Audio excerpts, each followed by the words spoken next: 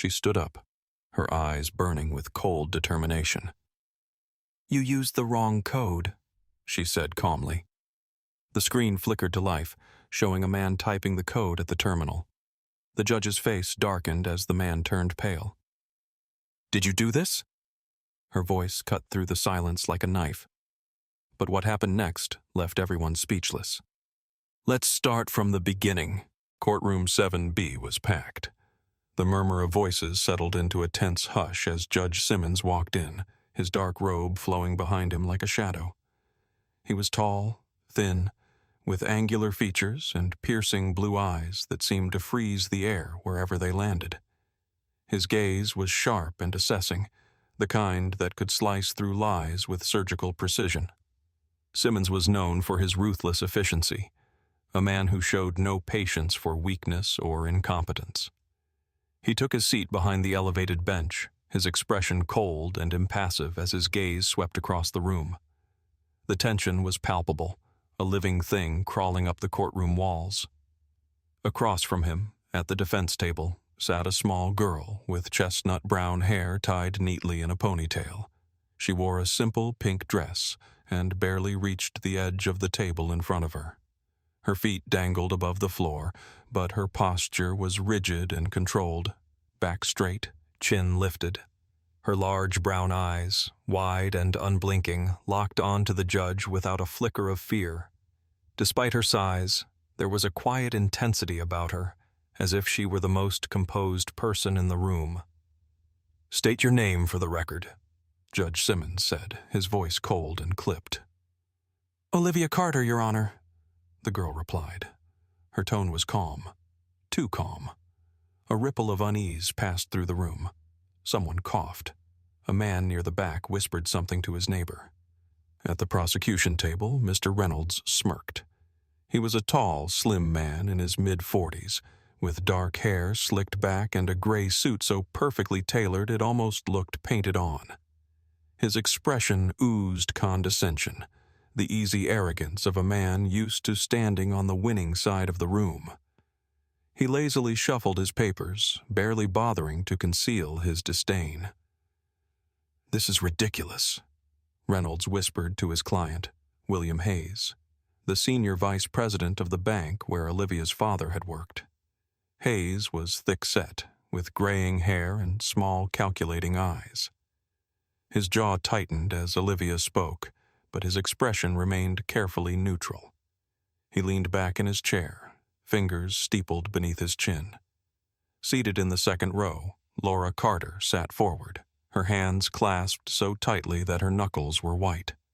Her dark hair was pulled back into a loose bun, and her eyes were red-rimmed from lack of sleep. Her gaze flicked anxiously between Olivia and the judge.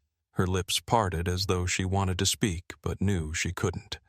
Beside her sat James Carter, Olivia's father. James looked hollow. His face was pale, his eyes sunken from exhaustion and stress. His dark suit hung loosely on his frame. He'd lost weight since the trial began. He sat motionless, his hands clasped together, his gaze lowered to the table as if he couldn't bear to look at his daughter. A guilty man would have slumped in defeat, but James Carter didn't look guilty. He looked broken. "You're 7 years old," Judge Simmons said, raising an eyebrow. His tone was sharp, almost incredulous.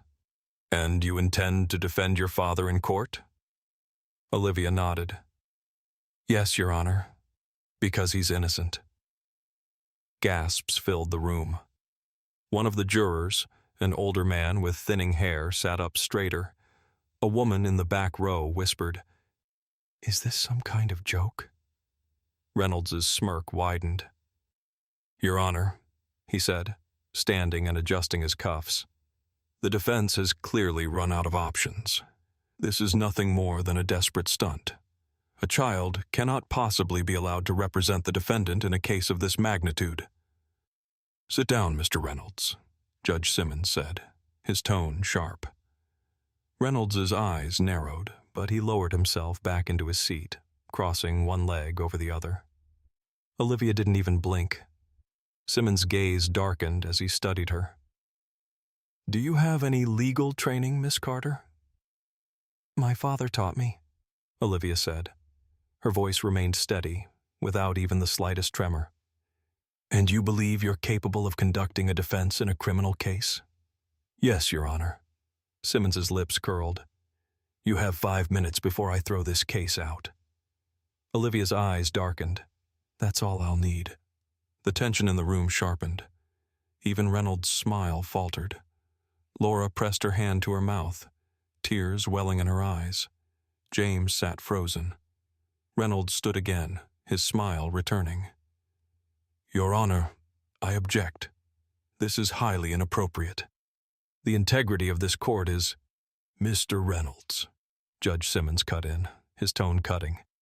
Do you have any legal reason why Miss Carter cannot speak on her father's behalf? Reynolds's mouth opened, then closed. His gaze darkened. Proceed, Simmons said, his gaze hard. Olivia's small hands rested on the table. Her face was calm, but her eyes, those dark, steady eyes, burned with cold intensity. Your Honor, Olivia said, her voice sharp and clear, I intend to prove that my father was framed. The courtroom erupted. Simmons slammed his gavel down. Order! Olivia stood completely still as the courtroom quieted. Even the jurors were leaning forward now, their eyes fixed on her. Reynolds's expression twisted into something cold and dangerous. Hayes's jaw flexed, his hands tightening into fists beneath the table. I will present evidence that will expose the real perpetrator and clear my father's name, Olivia continued. And I suggest the prosecution prepare itself.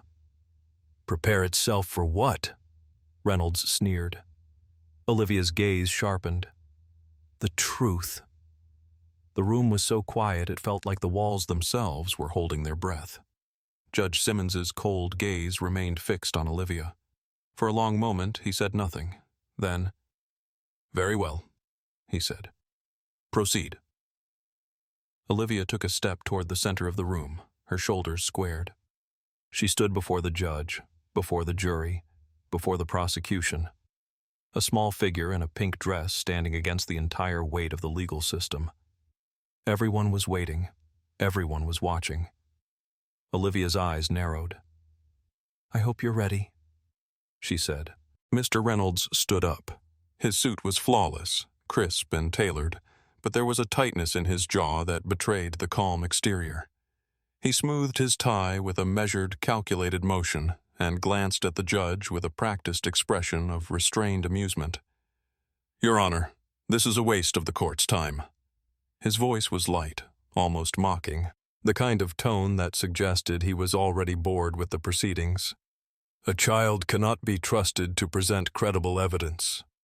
A murmur passed through the courtroom. One of the jurors raised an eyebrow. Another shifted uncomfortably in his seat. Olivia stood motionless, her small frame dwarfed by the massive courtroom. Despite her size, her posture was perfectly controlled. Back straight, chin slightly lifted, hands resting lightly at her sides.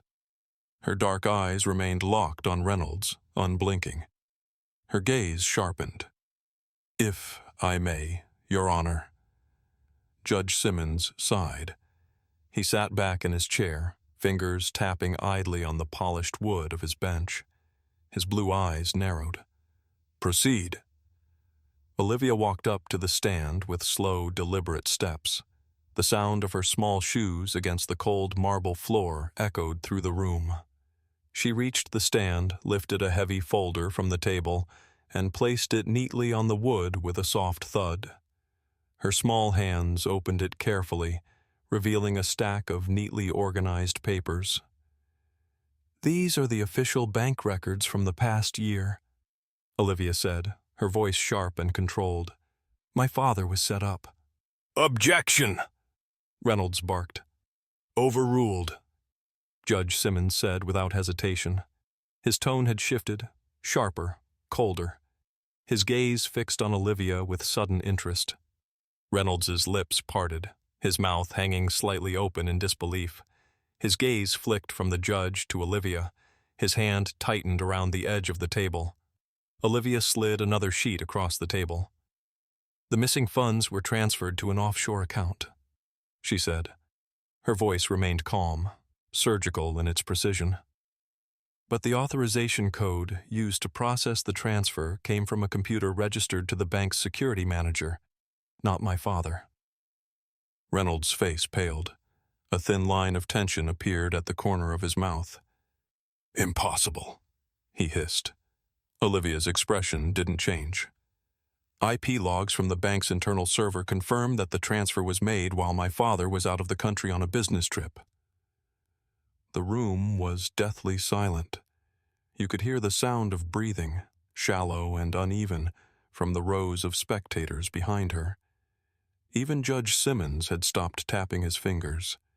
His eyes sharpened, his attention now fully fixed on the small girl standing before him. Reynolds's hand shot out, grabbing the edge of the table as if to steady himself. "This is nonsense!" His voice was louder now, a sharp edge of desperation creeping into his carefully measured tone. Judge Simmons's gaze darkened. "Is this true, Mr. Reynolds?" Reynolds's mouth opened, but no sound came out. He glanced toward Hayes, whose face had gone pale beneath the artificial glow of the courtroom lights. Hayes's eyes narrowed, his hand tightening around the edge of the table. His knuckles were white. Olivia's gaze flicked toward Reynolds, studying him like a predator examining prey. "The evidence speaks for itself," she said softly. Reynolds's jaw twitched. His gaze darted toward Hayes, who was still sitting statue-still beside him. Hayes's hand slid toward the edge of the table, his fingers curling slightly. Reynolds's tongue flicked across his lower lip. His gaze sharpened, and a thin sheen of sweat glistened at his temple. "Your Honor, this is clearly a manipulation of facts." "Enough," Judge Simmons said, his tone cold as steel. Reynolds' mouth snapped shut. Olivia's eyes didn't waver. She slid another paper toward the judge. "This document confirms that the computer used to authorize the transfer was logged into at 2:37 a.m. My father was on a flight to London at that time." Judge Simmons took the paper. His sharp gaze scanned the document. His expression remained unreadable, but his eyes flicked toward Reynolds with a glint of restrained hostility. "Do you have an explanation for this, Mr. Reynolds?" Simmons's voice was dangerously low. Reynolds's lips parted, then pressed together. His gaze darted toward Hayes again. Hayes's face remained completely impassive, but the tension in his jaw was visible now, a faint, pulsing muscle beneath the surface of his skin. "This is circumstantial evidence at best," Reynolds said finally. His voice was thin, lacking the usual confidence. "We cannot assume—" "IP logs are not circumstantial," Olivia interrupted. Her voice was clear, cutting through the stale air of the courtroom like a knife. "They are direct evidence." Reynolds's mouth twitched. His eyes narrowed. Olivia's gaze sharpened. "Would you like to challenge the authenticity of the bank's internal security system?" Reynolds's face darkened. His eyes flicked toward Hayes again, this time with something dangerously close to a plea. Hayes's expression didn't change. The tension in the room sharpened, thick and suffocating.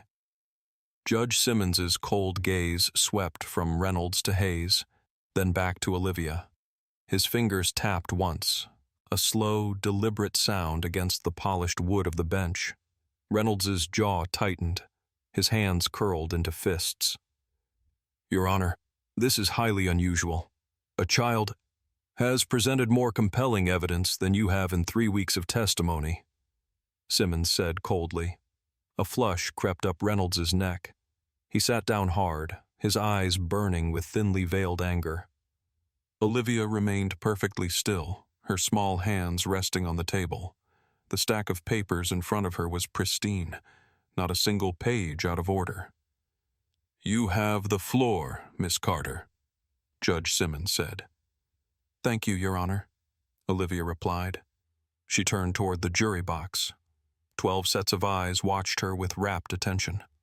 The older woman in the second row of the jury leaned forward, her hand pressed lightly against her chin.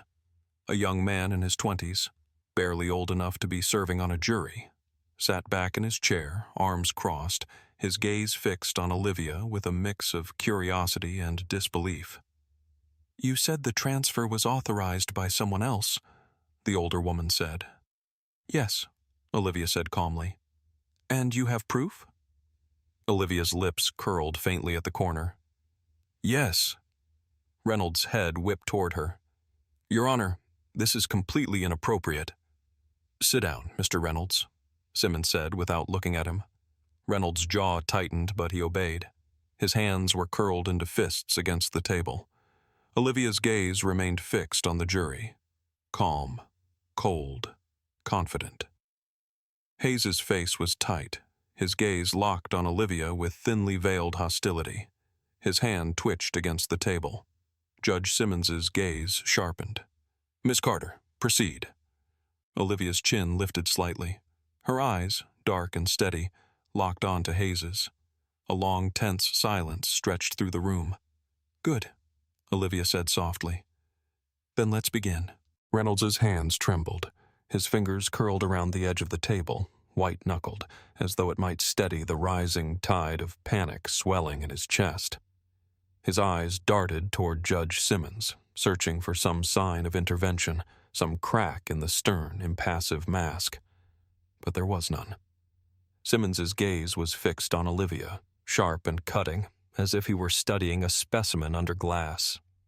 "Your Honor, this is nothing but a child's attempt to manipulate the court." Reynolds's voice was thin now, the usual arrogance stripped away beneath the weight of the evidence hanging in the air. Olivia's gaze sharpened. "The data speaks for itself," she said, her voice cutting through the courtroom like a razor. "Or are you saying the bank's official records are lying?" A fresh wave of tension swept through the room. The jurors exchanged glances. One of them, a woman with graying hair, leaned forward slightly, her hand resting near her mouth. A reporter near the back scribbled furiously in his notebook, his pen scratching against the paper in quick, frantic strokes. At the prosecution table, William Hayes, the bank's senior vice president, shifted uncomfortably in his chair. He was a large man, broad-shouldered and well-fed, but the confident ease he had displayed earlier was gone. His jaw flexed, the muscles twitching beneath his graying skin. His gaze flicked toward Reynolds, not with trust, but with growing suspicion. Olivia turned toward him. Her steps were measured and slow, the soft tap of her shoes against the marble floor the only sound in the room. "Mr. Hayes?" Olivia said, her voice chillingly calm. "You authorized the transfer, didn't you?" Hayes's eyes narrowed. His mouth pressed into a thin line. "That's absurd," he snapped, but his voice cracked at the edges, unraveling under the weight of the question. "I had nothing to do with it." "You sure about that?" Olivia's gaze remained steady. Hayes's hand twitched at his side. A thin sheen of sweat glistened at his temple. Olivia stepped toward the monitor at the center of the courtroom. Her expression remained neutral, but there was an undercurrent of precision in her movements. Controlled, surgical. "Can I show you something, Your Honor?" Judge Simmons' gaze sharpened. He hesitated, the faintest flicker of curiosity breaking through his stony facade. He gave a single, measured nod. Olivia reached up to the monitor and tapped the screen. A soft hum filled the air as the projector blinked to life. The grainy image flickered for a moment before sharpening into focus. A figure appeared on the screen, a wide-angle shot of the bank's security terminal. The lighting was dim, but the figure was unmistakable. William Hayes stood at the terminal, his back slightly hunched as he typed rapidly on the keyboard. The timestamp in the corner of the screen flashed in bright white letters, 2:37 a.m., the exact time of the unauthorized transfer. A low murmur rippled through the courtroom. One of the jurors gasped. The older woman in the front row sat back, her mouth slightly open. Hayes's face drained of color. His hand jerked toward his tie, loosening it as though it were suddenly strangling him. "Care to explain this, Mr. Hayes?" Olivia asked. Hayes jumped to his feet. "That's not—" "Sit down," Judge Simmons growled, his voice cutting through the noise like a gunshot. Hayes's mouth snapped shut. His body remained frozen for a beat before he sank slowly back into his seat. His face was ashen, and his hands curled into fists on the table. Reynolds's eyes widened. His lips parted as if to speak, but no words came out. His gaze flicked between Hayes and the screen, his mind clearly racing to recalibrate. Olivia's expression didn't change. She folded her hands neatly in front of her. "So?" she said, her tone as calm as ever. Hayes's mouth twitched. His eyes darkened. "That could have been anyone." Olivia's head tilted slightly. "Except the system requires biometric verification to log into the terminal," she said. "It would require both a fingerprint and a retinal scan. Unless you're suggesting someone surgically altered their fingerprints and stole your eye, you might want to rethink that statement." The ripple of murmurs grew louder. Judge Simmons's gaze sharpened. His fingers tapped once against the wood of his bench. A slow, deliberate sound. Hayes's hand shot toward Reynolds' sleeve, gripping it tightly. "Do something," he hissed under his breath. Reynolds' face was tight. "Your Honor, this footage—" "The footage was provided by the bank's own security department," Olivia cut in. "And the metadata has been verified. The login credentials were tied directly to Mr. Hayes's employee ID." Hayes's chest rose and fell in sharp bursts. His hand slid down his tie, his eyes darting toward the door as though calculating the odds of escape. Judge Simmons's gaze darkened. "Mr. Hayes, I'm going to ask you again. Do you have an explanation for this?"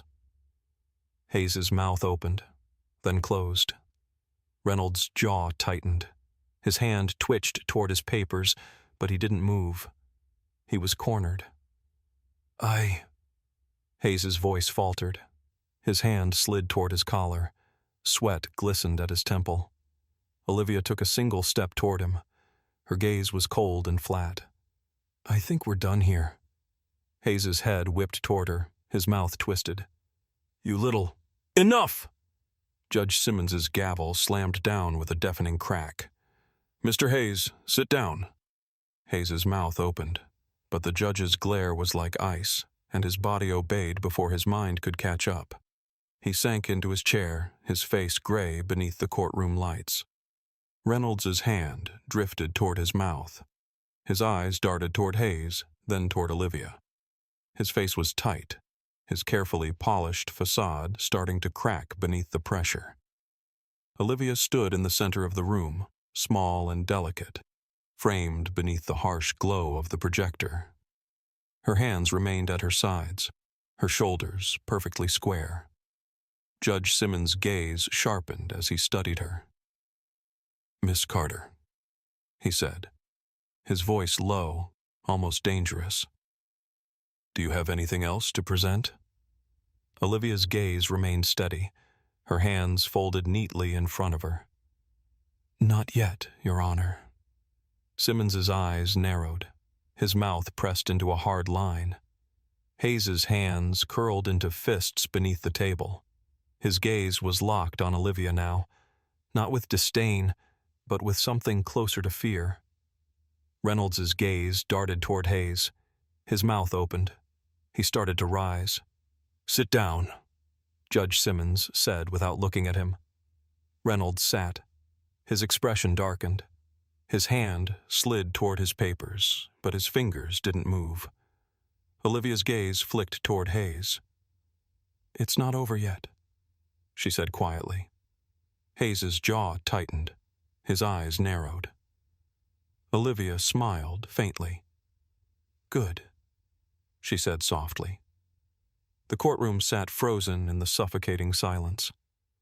The tension was a living thing, crawling along the walls and pooling beneath the cold marble floors.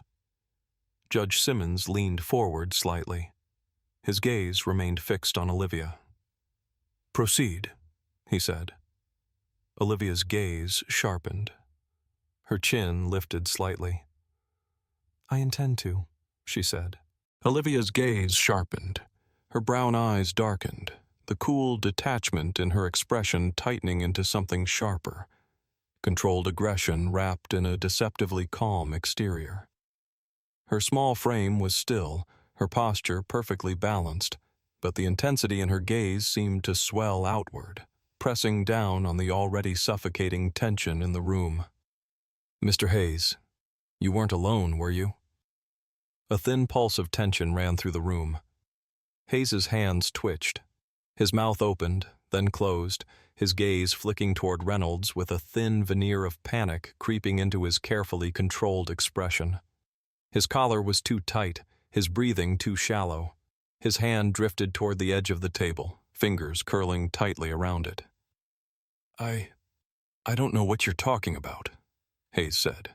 His voice was tight, forced through clenched teeth. Olivia's gaze remained steady, her posture unshaken. She took a single step forward. The sound of her small shoes against the cold marble floor echoed through the room, the soft click cutting through the silence like a blade. "I have here a sworn affidavit from your assistant," Olivia said, her tone sharp and surgical. Her small hand lifted a crisp document into the air. The paper caught the artificial light, the gold notary seal glinting beneath the overhead fluorescence. The tension in the room thickened, twisting like a vice. The jurors leaned forward, their expressions taut. One of them, an older man with thinning gray hair, adjusted his glasses. A younger woman near the front folded her arms, her gaze fixed on Olivia. Even the bailiff shifted slightly, his hand resting on his belt as if bracing for a sudden movement. Olivia's eyes didn't leave Hayes. "This affidavit confirms that you instructed your assistant to forge my father's signature on the transfer authorization." Hayes's face drained of color. His mouth opened, but no sound emerged. His gaze darted toward Reynolds. Reynolds stood abruptly, his chair scraping against the floor. "Your Honor." "Quiet!" Judge Simmons snapped. His tone was razor-sharp, cutting through the noise like a gunshot. His cold blue eyes burned into Reynolds with unyielding authority. "Let her finish." Reynolds's mouth clamped shut. His hands curled into tight fists at his sides. He sank slowly back into his chair, his face tight and pale beneath the harsh lighting. Olivia's gaze didn't waver. Slowly, deliberately, she held up another document, this one thicker, heavier.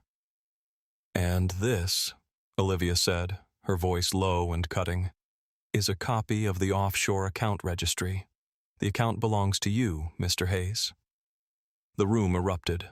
Shocked whispers spilled through the courtroom like a flood. A woman near the back gasped audibly. One of the jurors turned toward another, his mouth moving in rapid, disbelieving motions. The court stenographer's fingers paused over the keyboard, her wide eyes lifting toward Hayes. Hayes's face turned bright red. His breath hitched in his throat. A bead of sweat traced a slow path down the side of his temple. His hand shot toward the table as if to steady himself, but the movement was jerky, uncoordinated. "You little—" Hayes's voice was rough, stripped of its previous confidence. His mouth twisted into a snarl, his composure rapidly unraveling. "Enough!" Judge Simmons's gavel slammed down with a sharp, deafening crack. The sound ricocheted off the marble walls and seemed to linger in the air long after Simmons had lowered his hand. His gaze, cold and lethal, pinned Hayes to his seat. Hayes's mouth shut with an audible click of teeth. His hand curled into a tight fist on the table, his knuckles white. His eyes darted toward Reynolds, searching for direction, for some thread of control to grab onto. But Reynolds' gaze remained fixed on the floor. His hands covered his face, fingers dragging down over his cheeks as if trying to physically scrape the tension from his skin. Olivia's eyes narrowed. The expression on her face was too calm, controlled, predatory. "I suggest you think very carefully about your next words, Mr. Hayes," Olivia said. Her tone was low, cutting and devoid of warmth. Hayes's mouth opened, but no sound emerged. His chest rose and fell in sharp bursts, his eyes wide, the whites showing too much. "You've put yourself in a very difficult position," Olivia continued, her voice dropping lower. "The evidence is clear. The transfer was authorized from your account. The biometric signature matches yours. Your assistant has already confirmed under oath that you directed him to forge my father's signature." Hayes's lips parted, a sharp breath escaping through his nose. He shook his head faintly. "That's not—" "Yes, it is," Olivia said. Her gaze sharpened. "And you know it."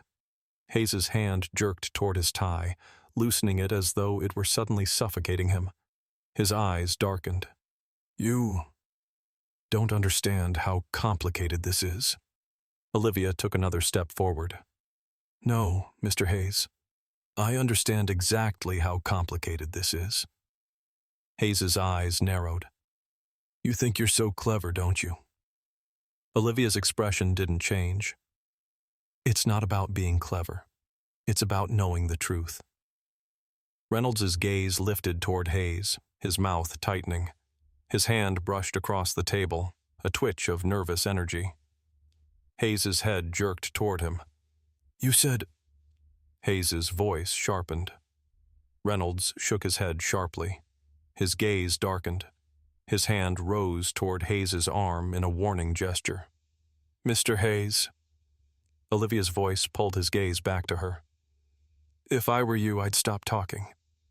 Hayes's mouth twisted into a tight line. A pulse throbbed at the side of his neck. His hands curled into fists. Judge Simmons leaned back in his chair. His gaze remained steady and cold. "Miss Carter," he said, "are you prepared to continue?" Olivia's eyes sharpened. She stepped back from the stand, her gaze cutting toward Reynolds and Hayes in turn. Her posture was perfectly straight, her chin slightly lifted. The calm precision of her movements made the tension feel heavier, more suffocating. "Yes, Your Honor," Olivia said softly. "I'm prepared." Judge Simmons's gaze sharpened. His fingers tapped once against the edge of his desk. A slow, deliberate sound that seemed to echo louder than it should have. Hayes's hand drifted toward his mouth.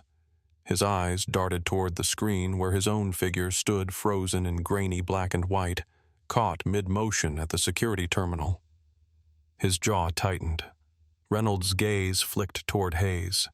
His mouth opened, but Judge Simmons's gaze cut toward him with a flash of steel. "Sit down, Mr. Reynolds," Simmons said. Reynolds' jaw tightened.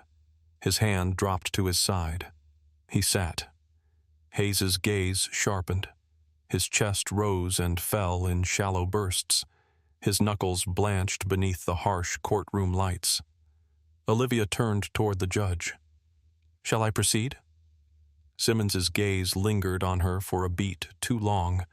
Then finally, "Proceed," he said. Olivia's gaze sharpened. Her chin lifted slightly.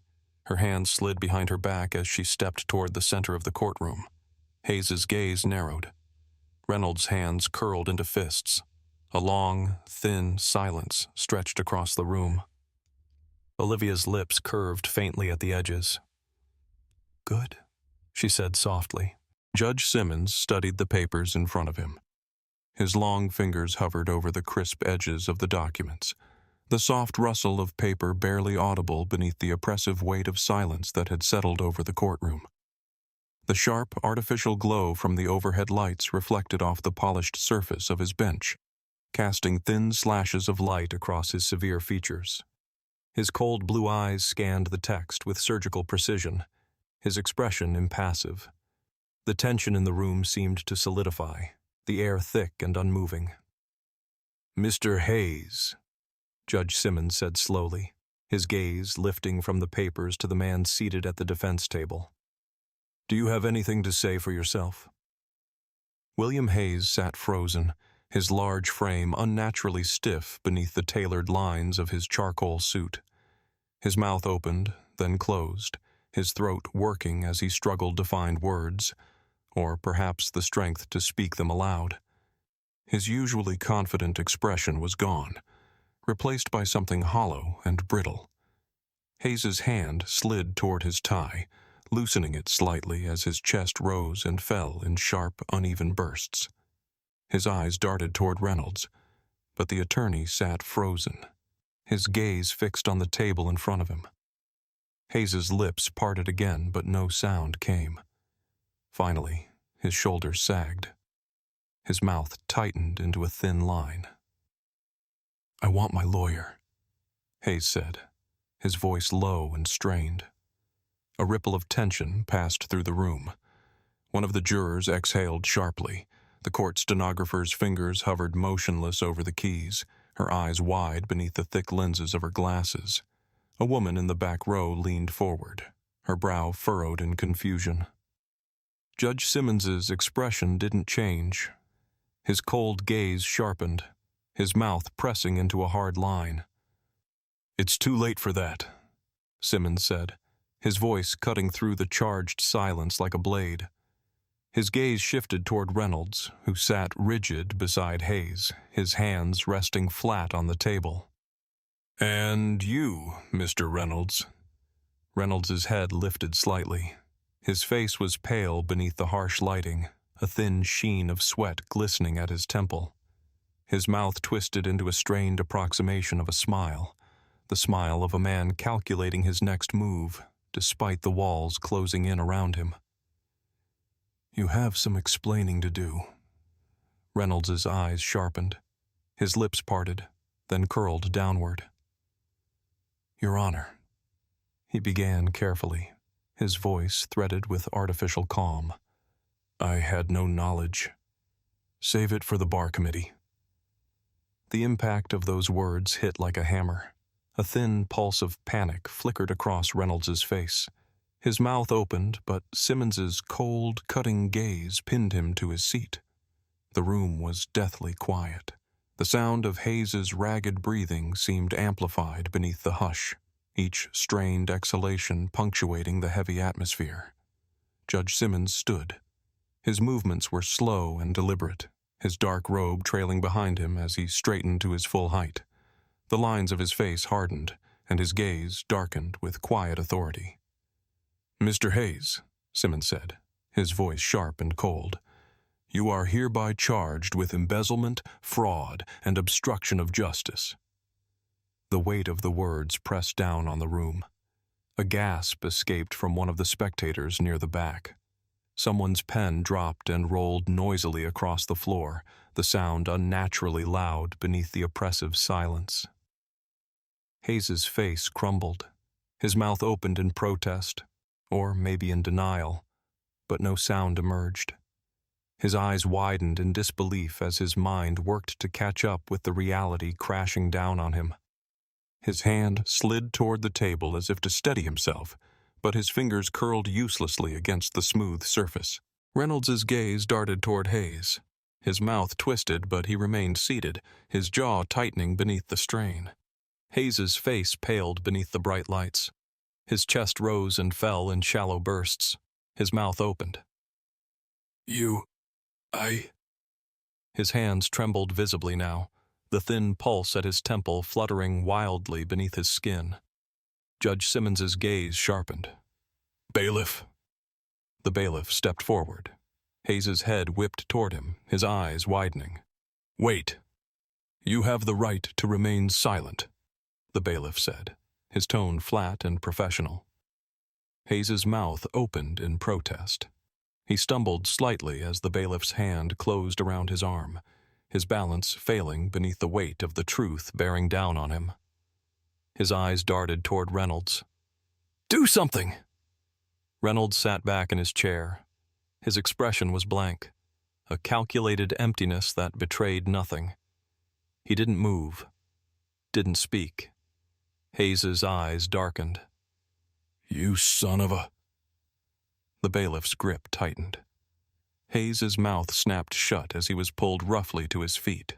His hands curled into fists at his sides, but he didn't resist as the bailiff steered him toward the side exit. His eyes remained locked on Reynolds, burning with thinly veiled fury and betrayal. Reynolds didn't look at him. The heavy sound of the door closing behind Hayes seemed to echo through the room long after the latch had clicked into place.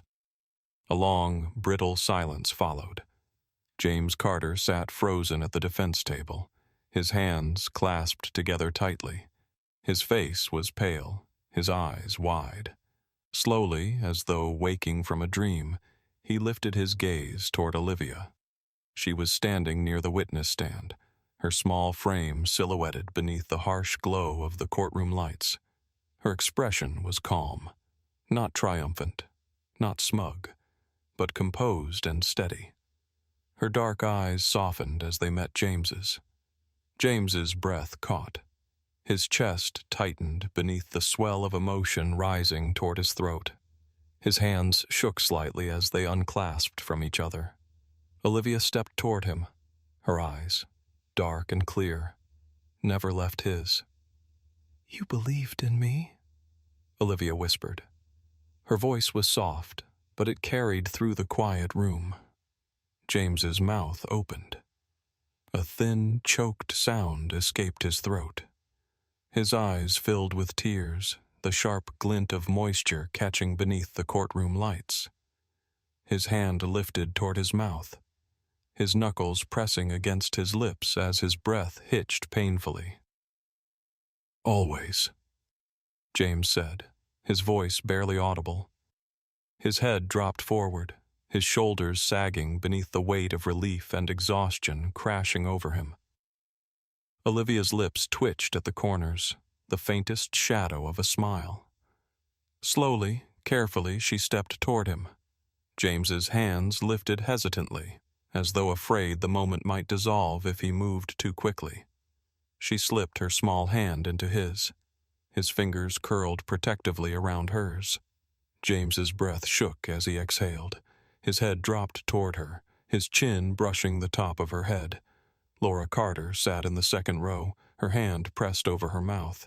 Tears slid freely down her cheeks, her chest rising and falling in quick, shaky bursts. Her eyes glistened as she watched them. Olivia's hand tightened around her father's. Her gaze remained steady, calm and unshaken, as the weight of the courtroom's collective gaze settled over them.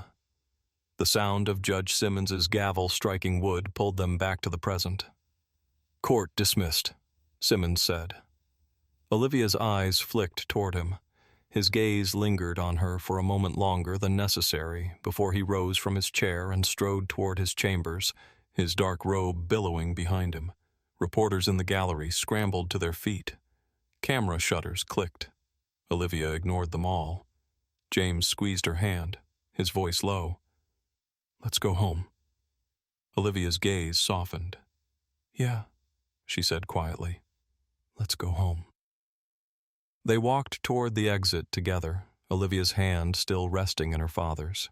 For the first time in weeks, James's shoulders no longer sagged beneath the weight of the unknown. He held his head high, and beside him, Olivia walked with the steady confidence of someone who had faced the storm and won. Judge Simmons stood, his eyes on Olivia. His sharp blue gaze lingered on her for a moment longer than necessary. The cold edge that had marked his expression throughout the trial now softened into something rare. Quiet respect. The courtroom was still. The tension that had gripped the room moments ago was gone, replaced by a charged silence filled with awe and disbelief. "Miss Carter, you've done something remarkable today." Simmons' voice was low and steady, but beneath it was the faintest undercurrent of something deeper. Admiration. He had seen seasoned attorneys crumble under pressure in this very courtroom. He had watched grown men fold when the weight of the law pressed down on them. But this girl, this 7-year-old girl, had not only faced that weight, but bent it to her will. Olivia's gaze remained steady as she lifted her chin. A faint smile curled at the corner of her lips. "Just doing my job, Your Honor." Simmons' mouth twitched. A rare flicker of warmth passed through his gaze before he gave a curt nod and sat back down, his gaze lingering on Olivia for a beat longer before he turned his attention to the papers in front of him. Behind Olivia, James Carter stood shakily, his hands trembling as he gripped the edge of the table. His breath hitched in his throat as he stared at his daughter. Relief and disbelief crashed together in his chest, making it hard to breathe. His legs felt unsteady beneath him, and for a moment he simply stood there, paralyzed by the overwhelming realization that it was over. It was Olivia who moved first. She ran toward him, her small feet barely making a sound against the polished marble floor. Her pink dress fluttered behind her as her arms stretched forward. James caught her, his arms wrapped tightly around her small frame, his hands pressing against her back as he lifted her off the ground. His breath shook as his chin dropped to the top of her head, his eyes squeezed shut against the rush of emotion crashing through him. "You saved me," James whispered. His voice was raw, trembling with equal parts gratitude and disbelief. Olivia's arms tightened around his neck. "You believed in me," she replied softly. James's breath hitched. His hand slid through her hair, holding her close. A tear slipped down his cheek as he swallowed the knot rising in his throat. Behind them, Laura Carter rushed forward. Tears streamed down her face, her chest rising and falling with quick, uneven breaths. Her hand flew to her mouth as her gaze flicked between her husband and daughter. The courtroom around them faded into a distant blur. Nothing else mattered except the sight of Olivia, safe in James's arms. "You're amazing, Olivia," Laura whispered, her voice thick with emotion. James lowered Olivia to the ground just as Laura reached them. Olivia barely had time to catch her breath before Laura's arms wrapped around her, pulling her tightly to her chest. Laura's hand pressed to the back of Olivia's head, and her breath shuddered as she held her daughter close. "How did you—" Laura's voice broke. Olivia smiled faintly, her cheek pressed against her mother's shoulder. "I just knew." James's hand slid to Olivia's back, and Olivia leaned into both of them, framed between her parents' arms, the warmth of their presence grounding her after the storm she had weathered. A loud voice cut through the soft hum of the crowd. "Miss Carter! Miss Carter!" The three of them pulled apart slightly, turning toward the courtroom doors where a wave of reporters had gathered. Cameras flashed in quick succession, the sudden burst of light reflecting harshly off the polished surfaces of the room. Microphones were thrust forward as voices overlapped in a chaotic rush. "How did you know about the offshore accounts? Did you always believe your father was innocent? What's next for the Carter family?" Olivia's hand slid into her father's. James's fingers curled protectively around hers. He started to move toward the exit, but Olivia stopped him with a small squeeze of his hand. She turned toward the reporters. Her expression remained calm, composed. Her chin lifted slightly. "Miss Carter, how did you know?" one of the reporters shouted. A brief pause. Olivia's eyes darkened with quiet confidence. She smiled faintly. "It's all in the details," she said. Flash bulbs exploded. A fresh wave of noise erupted as reporters scrambled to get closer, their voices rising over each other in a frantic blur of sound. James's hand tightened around hers. "Come on," he said softly, guiding her toward the exit. They stepped through the heavy wooden doors into the bright afternoon sun. The crisp air hit Olivia's skin, the light bathing her face in a golden glow. The noise from the courtroom faded behind them as the heavy doors swung shut with a low, final thud. James sighed, a deep, shaky breath that seemed to carry the weight of the past months away with it.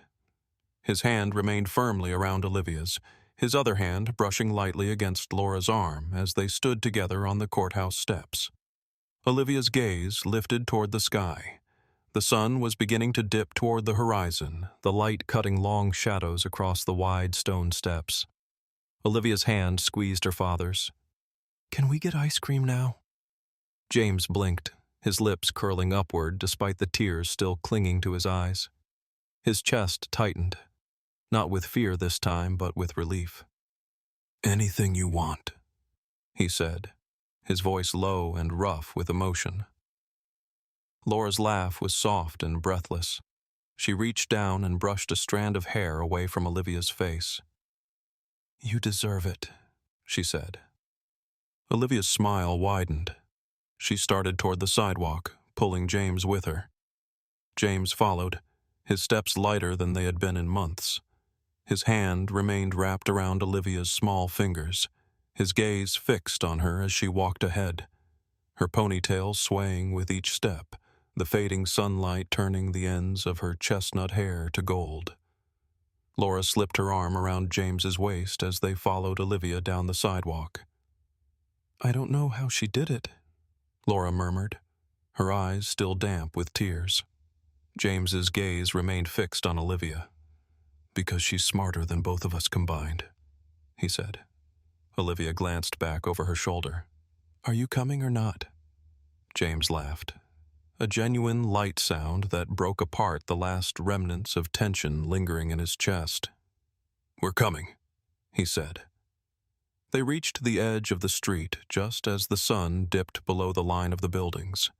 The last light of the day pooled around them, casting long golden beams across the pavement. Olivia's hand tightened around James's. Justice served, James said softly. Olivia's smile deepened. Yeah, she said. Justice served. The three of them walked down the street together, the warm glow of the setting sun at their backs, the quiet hum of the city unfolding ahead of them. Olivia's hand remained firmly in her father's, her steps light and confident as they moved forward, together.